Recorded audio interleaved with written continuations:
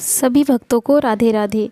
तो निर्जला एकादशी 2025 कब मनाई जाएगी, व्रत कब रखा जाएगा, पूजा विधि क्या रहने वाली है, शुभ मुहूर्त क्या होना चाहिए, पारण का जो मुहूर्त है वो कब होगा, और जो लोग 6 तारीख को व्रत रखेंगे उनका पारण कब होगा, और जो 7 तारीख को व्रत रखेंगे उनका पारण कब होगा, ये सभी हम इस वीडियो में आगे जानेंगे।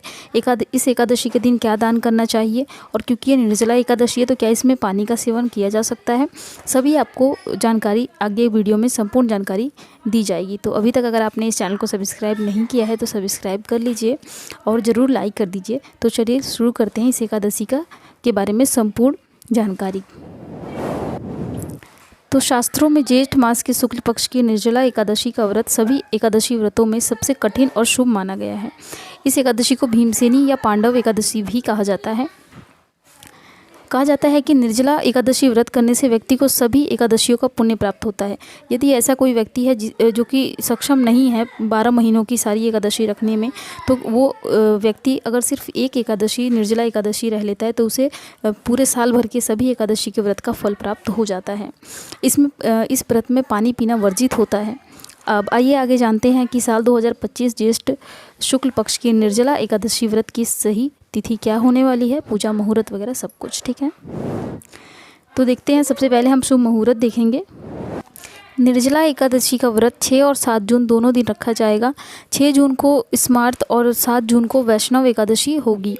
तो जो लोग 6 तारीख को एकादशी रखेंगे उनके लिए देख लेते हैं शुभ मुहूर्त क्या रहने वाला है। तो 6 जून प्रातःकाल 2:15 से लेकर के स्टार्ट हो जाएगी एकादशी, और जो एकादशी तिथि का समापन है वो 7 जून को होगा प्रातः 4:47 पे। तो उदया तिथि के अनुसार इस बार 7 तारीख को ही एकादशी का व्रत रखना शुभ होगा, क्योंकि 7 तारीख की एकादशी ही द्वादशी युक्त है और द्वादशी युक्त एकादशी का व्रत रखना ही उचित होता है। बाकी आप अपने अनुसार जैसे भी आप रखते हैं वैसे रख सकते हैं। 6 तारीख को भी व्रत रख सकते हैं और 7 को भी रख सकते हैं। अब द्वादशी की समाप्ति जो है वो 8 जून को प्रातःकाल 7:17 पर हो जाएगा, और 6 जून व्रत वालों के लिए पारण का जो समय रहेगा वो 7 तारीख को दोपहर 1:44 से लेके 4:31 तक रहेगा। तो जो लोग 6 तारीख को व्रत रखेंगे उनका पारण 7 जून को दोपहर में होगा 1:44 से लेकर के 4:31 तक, और जो लोग 7 तारीख को व्रत रखेंगे उनका पारण का समय हम देख लेते हैं।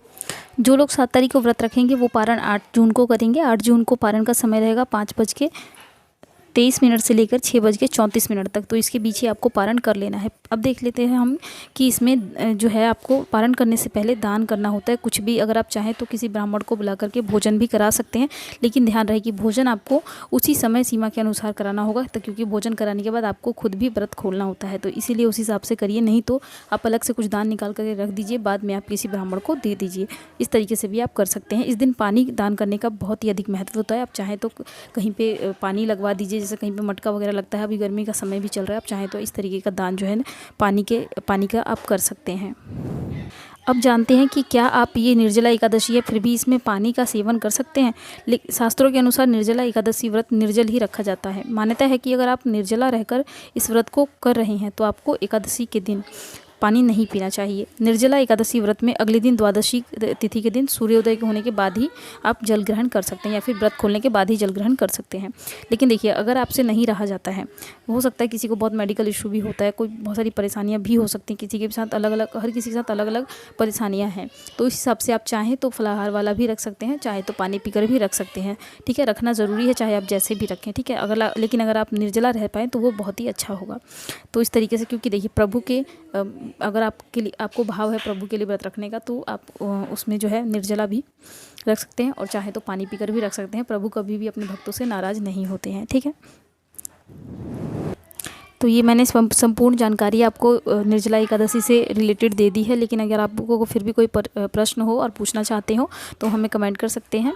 और अगर अभी तक आपने चैनल को सब्सक्राइब नहीं किया तो सब्सक्राइब कर लीजिएगा। इसी तरीके से प्रभु से जुड़ी हुई जानकारियाँ या प्रभु के दर्शन वाली वीडियो, बहुत सारी चीज़ें हम आपको इस चैनल के माध्यम से दिखाते हैं। तो आप उनको देखना चाहते हैं तो सब्सक्राइब कर सकते हैं, और लाइक ज़रूर कर दीजिए और ज़्यादा से ज़्यादा शेयर कर दीजिए ताकि दूसरे लोगों तक भी ये जानकारी पहुँच सके। तो चलिए मिलते हैं अगली वीडियो में, तब तक के लिए जय श्री राधे।